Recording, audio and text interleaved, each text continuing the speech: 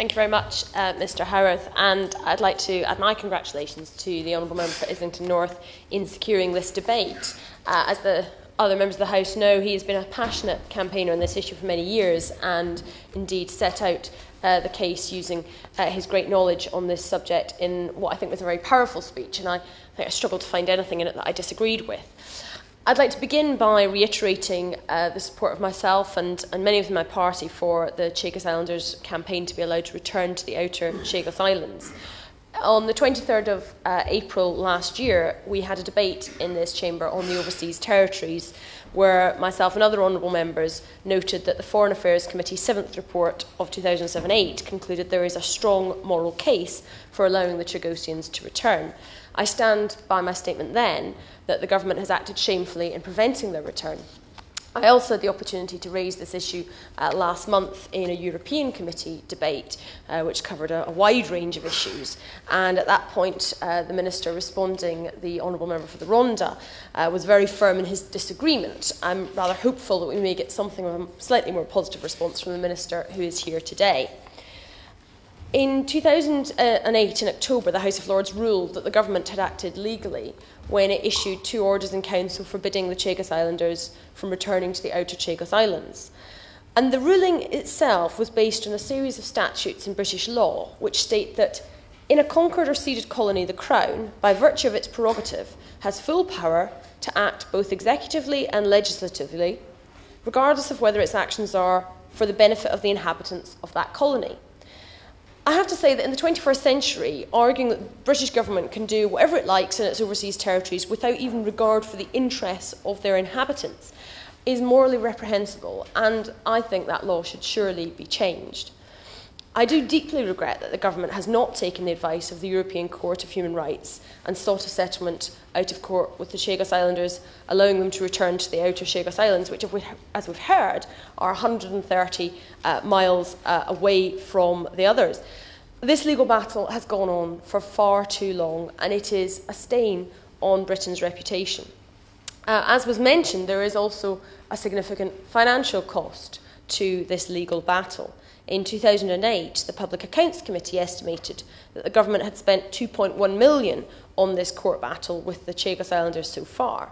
Now, of course, since then, Mr Howarth, we have seen an appeal to the House of Lords and to the European Court of Human Rights, which must have brought the cost to the taxpayer much higher still. So I would urge the Minister to stop wasting money on this legal case, particularly in the current economic situation, and instead settle out of court with the Chagos Islanders. I'm also greatly concerned that at every stage of this legal battle, the government has failed to consult Parliament on its decisions. In 2004, the government used the Privy Council to issue 2 orders in council banning anyone from settling in the Chagos archipelago. The announcement was made on the 10th of June 2004, which was also called Super Thursday, with reference to the fact that it was the day of the EU local and mayoral elections, and therefore was ideally timed to escape the attention of politicians, the public and the press. Last May, the Justice Secretary, the Right Honourable Member for Blackburn, admitted on BBC Radio 4 that he had exchanged speed for legitimacy when he chose to use orders in council because it was simpler than putting the decision before Parliament. I have to say, I think that this is just not good enough. It may be simpler for the government, but that does not mean that there should not be proper accountability in this place. After the European Court of Human Rights asked the FCO to reply by the 17th of July 2009, stating how it would respond to the Chagosians' appeal, I was happy to sign the EDM 1949, tabled by the Honourable Member for Islington North, along with 51 other MPs, calling on the government to consult Parliament before it responded. But again, of course, it went ahead and responded without consulting Parliament. And I really hope the Minister will touch on in his remarks why he thinks that the government does not see fit to give parliamentarians a say in such an important matter. The Honourable Member for Crawley, I think, made an excellent contribution, in particular with her experiences with the Chagosian community in Crawley. explain the human story behind these issues of legality and principle that can so often be discussed in abstract terms. And of course, it is not a simple issue, and there are a myriad of different views within the Chagosian community, as indeed within any community, as all honourable members know. But of course, it is a real problem that the government has failed to consult those Chagosians themselves in many instances, where one would expect them to be among the first groups to be consulted. The orders in Council used to ban the Chagosians from their home in 2004 were based on the 2001 feasibility study for resettlement, and the Chagosians themselves were not consulted as part of that study. Nor indeed did the government consult the Chagosians when coming up with a document on a marine protection area, which was published for consultation in November 2009. And like other honourable members, I very much support the creation of this marine protection area in the Chagos archipelago. However, I am concerned that the government has sought to develop the plan for this before a ruling has been received from Strasbourg on resettlement. I recently signed the Marine Education Trust's petition for the government to make provision in its plans for an MPA in the Chagos archipelago for the future possible return of the Chagos Islanders to their home. A number of Lib Dem MPs have signed this petition, as well as EDM 960, which is tabled by the Honourable Member for Hackney North and Stoke Newington, carrying the exact same message. And I would encourage any members present who haven't signed it yet to do so.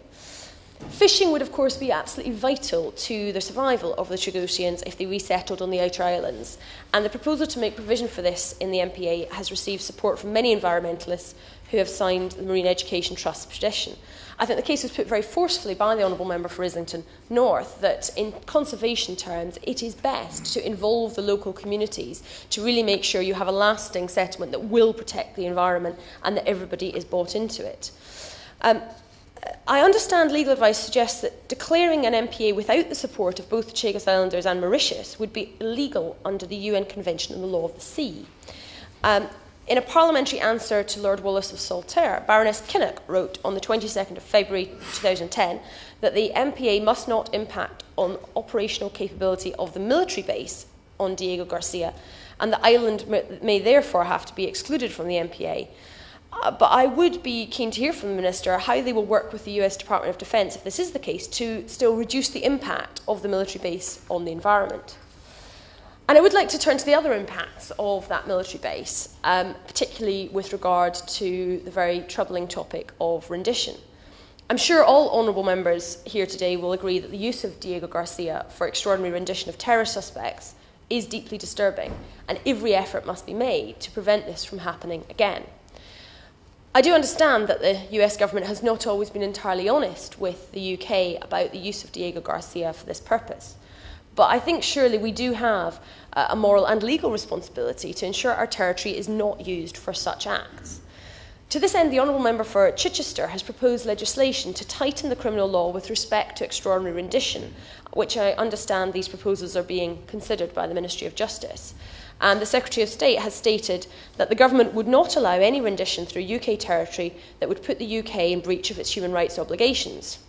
However, we know that the past assurance given by the US government on this matter turned out to be false, so I would be keen to hear what the government is now doing to ensure that the US is not using Diego Garcia for this purpose.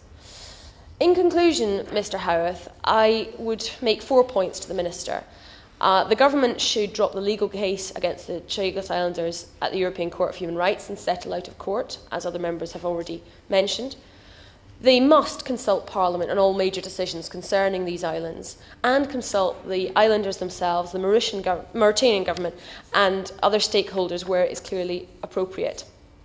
They should make provision in any MPA for the Chagos Islanders to fish in local waters should they resettle in the outer islands.